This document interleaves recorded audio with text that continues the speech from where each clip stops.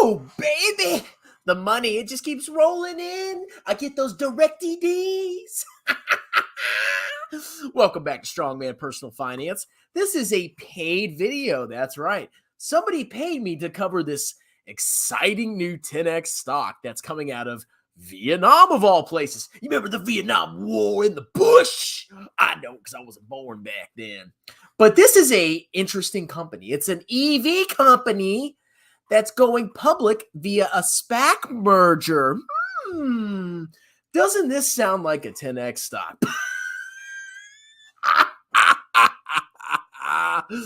So let's go investigate. But before we do, if you want me to make you a personalized video, click that link.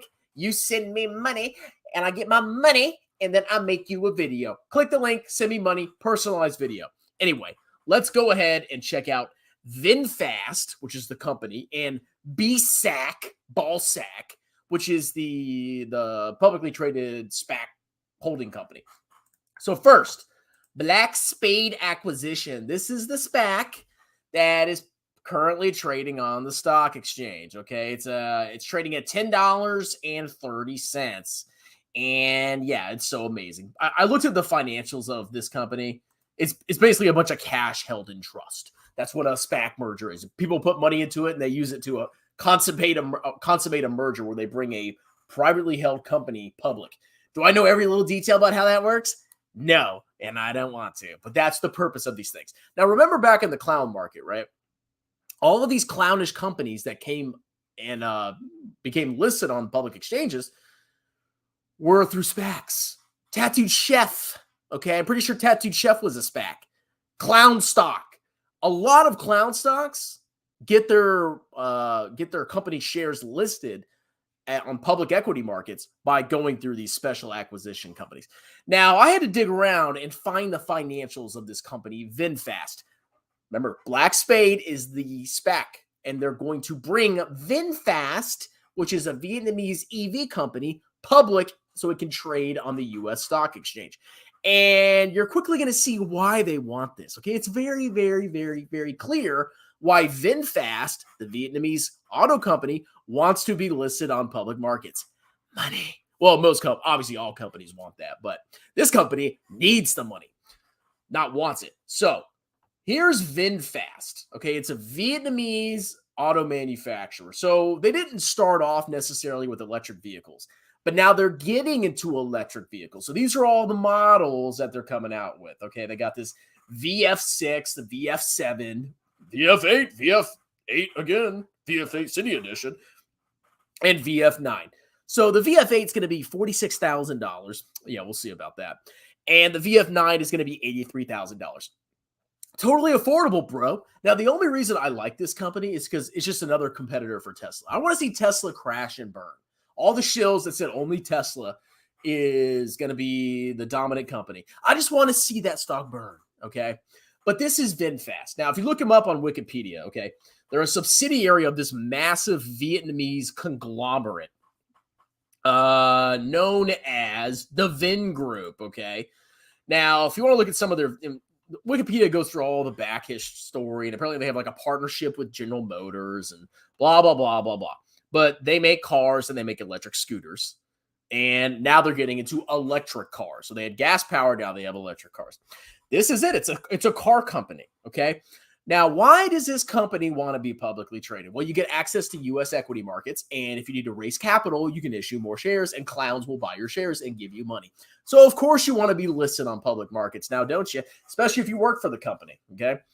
Look at this beauty right here. You can pick up some chicks driving that. Okay, let's go. Make sure I'm sharing my screen. Let's go ahead and read this company's Form F1. So this company actually filed a Form F1 with the Securities and Exchange Commission. VinFast Auto Limited. Now, the date of this, it's somewhere on here. It's a little dated. It's not like the most up-to-date thing ever. As filed with the SEC on December 2nd, 2022. But it gives us a window into what this company's all about, okay? It's headquartered in, it's incorporated in Singapore, but it's a Vietnamese company. So let's go ahead and read what this report's all about. Blah, blah, blah, blah, blah. Boundless together, look at our cars. We're going to save the world, and we're going to be electric and amazing and liberal. And yeah, we're good people. Yeah, we're a good person. Yeah. Look at the ladies happy, or people are smiling. Everybody's happy. Oh, she sit in the back of a car, and yay. So, you know, you get a kind of a feel for the company. Here's the plants where they make the cars, et cetera, et cetera. Now, let's go ahead and jump straight to the financial statements, okay? This is where the money is. The financial information is prospectus as of December 31st, 2020 for the year has been derived from the consolidated financial statements, blah, blah, blah, blah, blah. So they have their financials up through September 30th, 2022, which is obviously that's kind of dated. So, I mean, a lot of this stuff won't be super helpful, but it gives us a window into what's going on with this company. So let's look at the most recent balance sheet of this company. So here we can see their cash was $77 million. They had inventories of 523. Total current assets of 1.5 billion US dollars. Okay, now this must be the Vietnamese currency or whatever. Total assets of 4.4 billion. Now let's look at the total liabilities.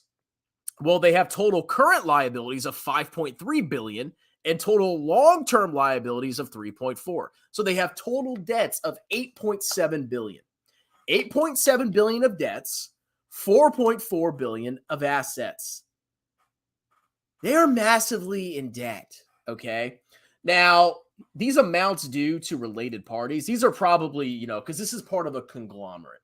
So this is probably like intercompany transfers, but, you know, you have to disclose them as like related parties, like you're actually owned by the same company. So basically, a lot of the money that's being put into this company, they're being subsidized by their parent company, probably Vin Group, okay? But this company's massively in debt. They owe $3.2 billion to related parties. And their current ratio is just absolute trash, okay? It's just not good. So their overall equity is negative $4.3 billion. They have $4.3 billion more of debts than assets. Okay, this is as of September 30th, 2022. I wonder why they want to be publicly traded. Okay, let's go ahead and keep looking. Consolidated statements of operations. Now, this is their income statement. So let's look at their revenue, why don't we? Okay. For the 9 months ended September 30th, they had $367 million of sales of vehicles, 1.9 of merchandise, 61 of spare parts, rendering of services was 6, and then revenue from leases. So their total revenue was $439 million for the 9 months ended September 30th, 2022. Oh, what is their cost of vehicles sold? Their cost of the vehicles is negative $731 million. They have a negative gross profit, massively negative gross. They are losing money hand over fist with every car they sell. This is with every new company, okay? Because you generally have a big factory with a lot of expenses, and you have to allocate those expenses over a few cars. You have to capitalize those expenses basically into inventory. And then when you sell the inventory, those expenses of the factory hit the income statement. Okay. But basically every single product they're selling. Well, okay. So the vehicles are underwater. Merchandise they're making no money on. Spare parts they're making a tad bit of money on. Services they're losing money on. And leasing they're making a little money. So the only gross profit section of their business are spare parts and leasing. Wow. Good job. But overall, they have a massive gross loss of $358 million.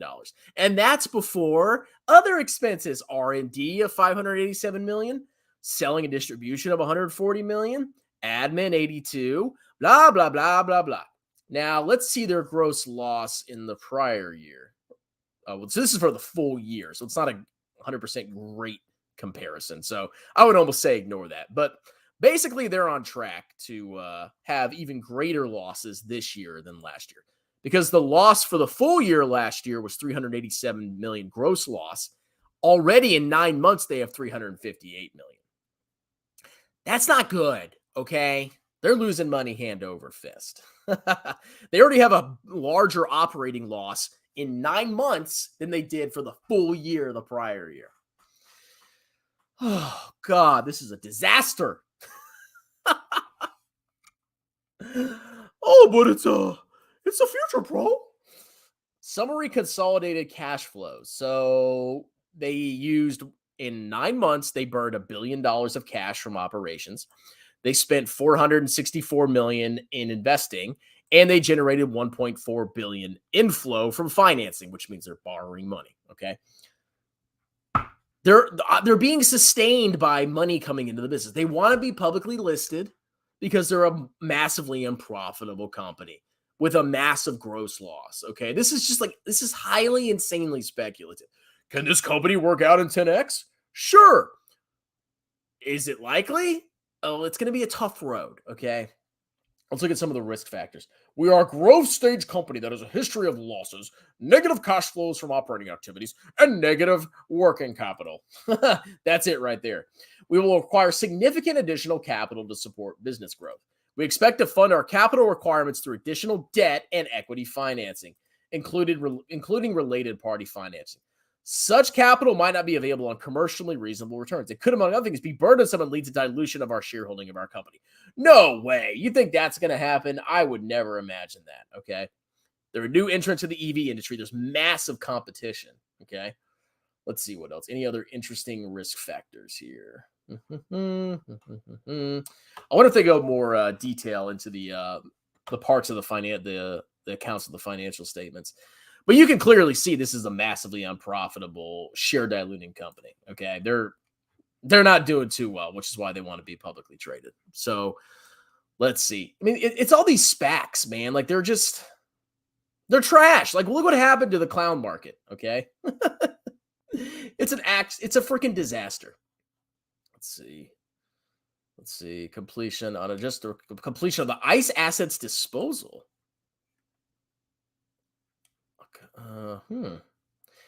Did they completely get rid of their gas-powered segment?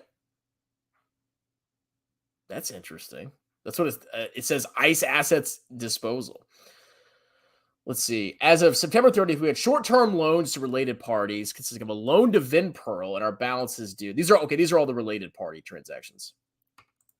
On April 2022 and June 20, our company and Vingroup entered into the Vingroup EB subscription agreements.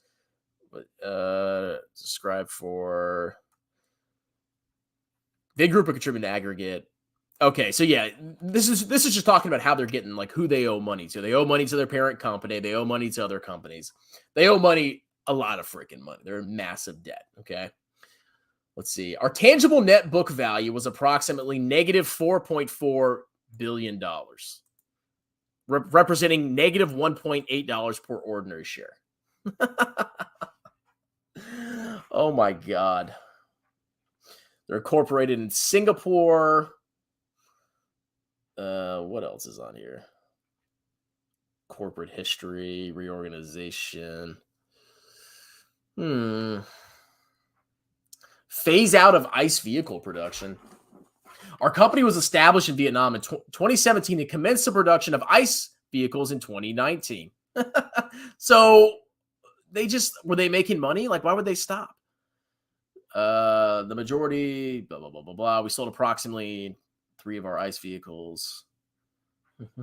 We ceased all production of ICE vehicles in early November 2022 in connection with our strategic decision to transform into an EV-only manufacturer. So they're just going all in, man. Like some companies, they're keeping their ICE component.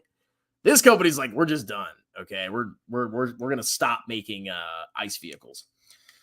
Let's see. We entered a series of agreements with VIG to transfer a portion of our assets used exclusively in production of ICE to VIG. We refer to these ICE assets as ICE assets disposal. Wow. So they gave away all their machinery and everything. Holy crap, man. They're going all in, bro. Vingroup exchangeable bonds. Yeah. So basically, this is the whole this is all the subsidiaries that they own. So they have a VinFast Manufacturing, a U.S. subsidiary, Germany, Vietnam, services, Australia.